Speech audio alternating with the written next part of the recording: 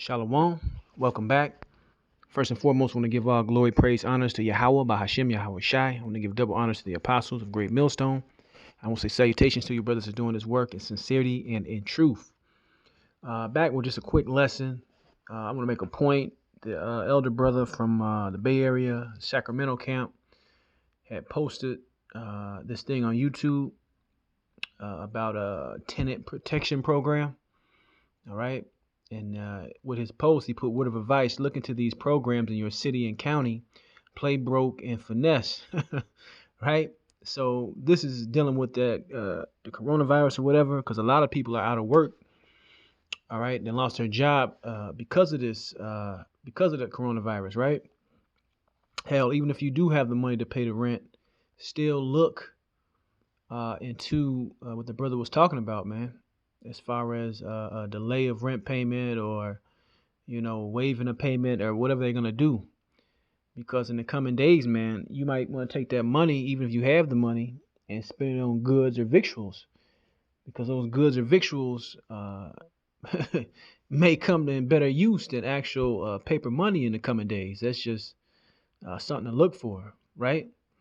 So in the times we're living in, man, like I said, use prudence and use wisdom, right? So I'm going to get a couple examples from the scriptures, and I'm going to leave it at that. Let's go to the book of, first let's get 1 Corinthians 7:31, right? It says, and they that use this world as not abusing it, for the fashion of this world passeth away, right? So it's a fashion and the way of this world is passing away. Use what you know to your advantage, man. All right. Like I said, even if you have the money to pay right now, and you don't want to use that money for this, look into your county and see if they have a delay of payment, delay of this. Hell, somebody in the world even called me here in Illinois, and he was telling me a story of how his cousin was calling the mortgage person or calling, this company, that company, of bills that they owed, and telling him his situation, and they was dealing with him, and they was basically saying, okay, we understand, and giving him leeway. So that's also something that brothers can put into use, man. All right. So let's go back. Let's get this right here. Let's go to the book of Acts, chapter 22, start 24. It says, the chief captain commanded him to be brought into the castle, and bade that he should be examined by scourging, right? They might know wherefore they cried so against him. Now that's dealing with Paul, but like Paul was an Israelite, all right, tribe of Benjamin. But when he needed to be a Roman, or he needed to flaunt that status, or he needed to speak on it, he used it. All right, that's just an example of using wisdom in a situation. All right, examine the situation, looking for an out, looking for a way to get over, looking for a way to bend something to work in your favor. There's nothing wrong with doing that. Verse 25, and as they bound him with thongs, Paul said unto the centurion that stood by, is it lawful for you to scourge a man that is a Roman and uncondemned? Right, because Romans had certain rights and privileges.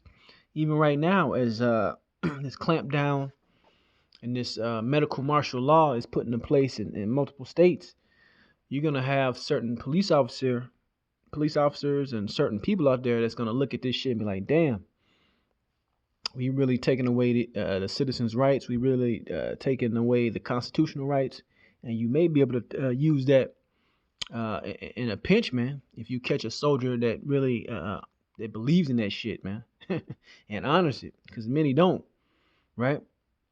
Because we see where this thing is ultimately headed. Verse 26, when the centurion heard that, he went and told the chief captain, saying, take heed what thou doest, for this man is a Roman. Right. Let me get one more scripture, and that'll be it. Like I said, this is just going to be quick and something straight to the point. Let's go to the book of Matthew 18:23. It says, therefore is the kingdom of heaven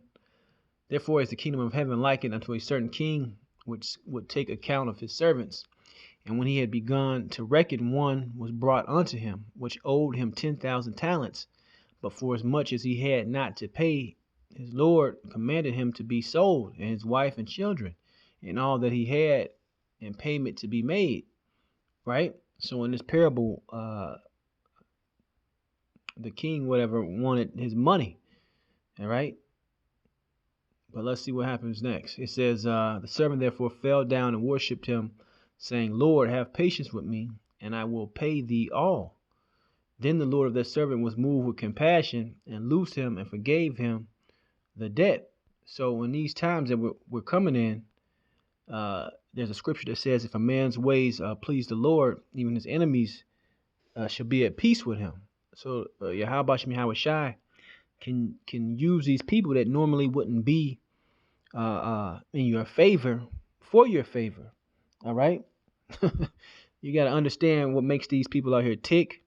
You got to understand how these people think, the ideologies, Republican, Democrat, all that nonsense and all that bullshit.